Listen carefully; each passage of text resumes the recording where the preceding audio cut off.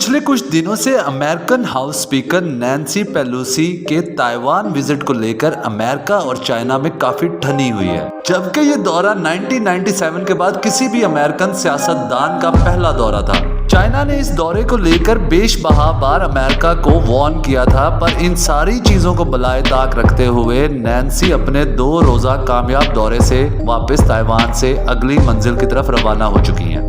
जबकि चाइना के वॉरशिप अभी भी ताइवान की साहिली सरहदों के आसपास जंगी मशकें करते हुए नजर आ रहे हैं। दूसरी तरफ अमेरिका किसी भी खतरे के पेश नजर अपने अलर्ट 2 वॉरशिप ताइवान की मदद के लिए रेड सी के अंदर पहुंचा चुका है। चाइना ने जहां बहुत सी सैंक्शंस ताइवान पर लगाई हैं, वहां ही अमेरिका के साथ बहुत सी फलाही और तजारती एग्रीमेंट को भी खत्म कर दिया है। दूसरी तरफ अमेरिका भी चाइना को बाखबर कर रहा है कि किसी किस्म की भी खुशफहमी या गलतफहमी नुकसानदेह साबित हो सकती है खित्ते के लिए। आइए जानते हैं कि आखिर चाइना और ताइवान का मसला है क्या, और चाइना ताइवान को लेके इतना एग्रेशन में क्यों नजर आ रहा है, और वो क्यों चाहता है कि कोई भी मुल्क ताइवान और चाइना के मामले में इंटरफेयर ना करे।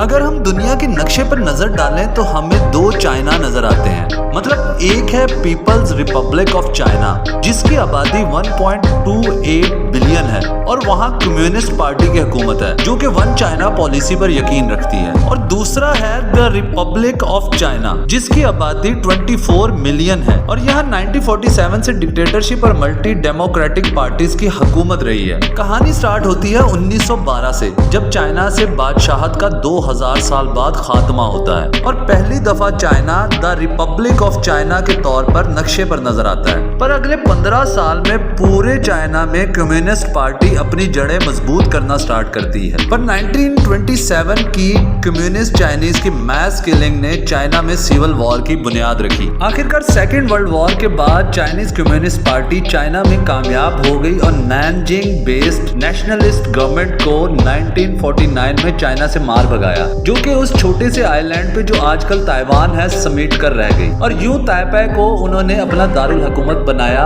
और दूसरी तरफ पीपल्स रिपब्लिक ऑफ चाइना ने बीजिंग को अपना कैपिटल मुख्तस किया। इन 70s यूनाइटेड नेशन में ROC अपनी seat People's Republic of China से हार जाती है और यूं People's Republic of China officially China का टाइटल अपने नाम करवा लेती है। पर इसके बाद भी बहुत से मुमालिक रिपब्लिक ऑफ चाइना को अनऑफिशियली सपोर्ट करते हैं, जिसमें US कांग्रेस में ताइवान रिलेशन एक्ट के तहत US से बहुत सी फलाही और रिफाही मदद ताइवान को मिलती है। इसके अलावा ताइवान अभी तक अमेरिका से 2007 से लेकर अभी तक $25 बिलियन के हथियार खरीद चुका है। खैर, अब एक गवर्नमेंट ताइपे में बैठी हुई है और एक बीजिंग में। पीपल्स रिपब्लिक ऑफ चाइना के लिए चाइना सिर्फ एक है और ताइवान उसका हिस्सा है, और इसी चीज को मद्देनजर रखते हुए 1992 में दोनों गवर्नमेंट में एक एग्रीमेंट भी हुआ। पर उस एग्रीमेंट में ये फैसला ना हो सका कि इस गवर्नमेंट को संभालेगा कौन। ताइवान की आवाम के मुताबिक वो खुद को चाइनीज नहीं कहते और वो चाइना की इन्वॉल्वमेंट को पसंद भी नहीं करते।